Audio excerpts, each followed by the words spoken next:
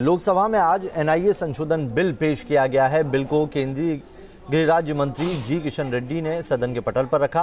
Bill पर चर्चा के दौरान गृह मंत्री अमित शाह ने कहा कि आपको बता दें, पोटा हटाना नहीं चाहिए था। इसी वजह से 2004 से 2008 तक जो देश में आतंकवाद बढ़ा है उसी की वजह से बढ़ा है और फिर यूपीए को ही एनआईए लेकर आना पड़ा है। एनआईए को ताकतवर करने के लिए ये बिल लाया जा रहा है।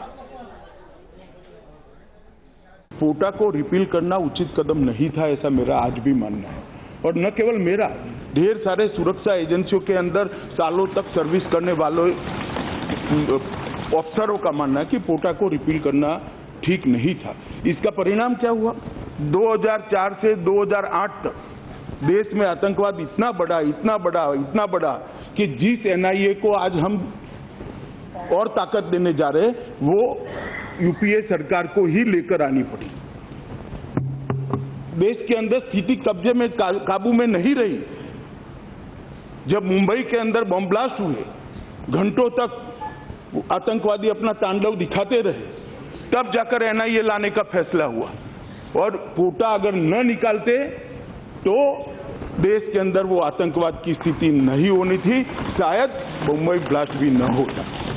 माननीय अध्यक्ष जी, इसलिए मैं कहना चाहता हूं कि जब हम कोई भी अवेयरमेंट करते, कोई भी कमेंट करते, तो देश की जनता इस सदन के बारे में क्या सोचती है, सदन के सदस्यों के बारे में क्या सोचती है, सदन एज अ होल क्या इंप्रेशन दुनिया में बन रहा है, देश की जनता के मन में क्या संदेश दे रहे, इसको सोच कर बोलना चाहिए। कोरी पॉलिटिक्स करने के लिए नहीं बोलना चाहिए। यहाँ ओवैसी साहब ने कहा मुसलमानों पर कार्यवाही होती है, हिंदुओं पर नहीं होती। ओवैसी साहब को मालूम नहीं है कि जब तमिल ऑर्गेनाइजेशन भी टेररिज्म करते थे तब भी कसकर कार्यवाही होती थी। आपको बता दें कि इस दौरान गृह मंत्री अमित शाह और असदुद्दीन ओवैसी के बीच तीखी बहस भी हुई। एनआईए संशोधन बिल पर कैसी आई बहस की तस्वीरें वो भी देख लेते हैं।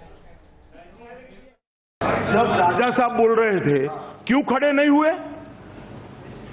उन्होंने काफी इतनी सारी बातें की और रूल्स के हिसाब से नहीं, हम आराम से सुनते रहे।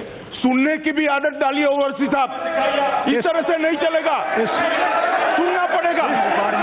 प्लीज मैंने डरने की कोई बात ही नहीं करी है। इतना ही कहा है कि जब दोनों ओर के सदस्य बोल रहे हैं, जब आप एक मुद्दे को तत्वतः उठाते हो, सिद्धांत के तहत उठाते हो, तो दोनों ओर के सदस्य जब बोले तब उठाना चाहिए। राजा साहब के लिए आपके एक डायमेंशन है और सत्यपाल जी के लिए दूसरे हैं। मेरी इतनी ही बात है, डराने का सवाल नहीं है। डर जहन में पड़ा है तो मैं क्या कर सकता हूं? तो आपको बता दें कि जिस वक्त एनआईए संशोधन विधेयक पे बातचीत चल रही थी उस वक्त बार बार असदुद्दीन ओवैसी की तरफ से टोका जा रहा था और इसी वजह से अमित शाह भड़क गए। उन्होंने कहा कि सुनने की आदत भी डालनी चाहिए। आइए आपको सुनाते हैं असदुद्दीन ओवैसी का बयान।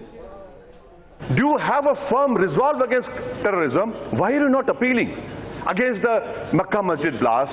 Who's responsible? Where is accountability? Who's responsible for 66 people who died in Samjhota blast? Why are you not appealing? Why are you not appealing? Why are you not appealing against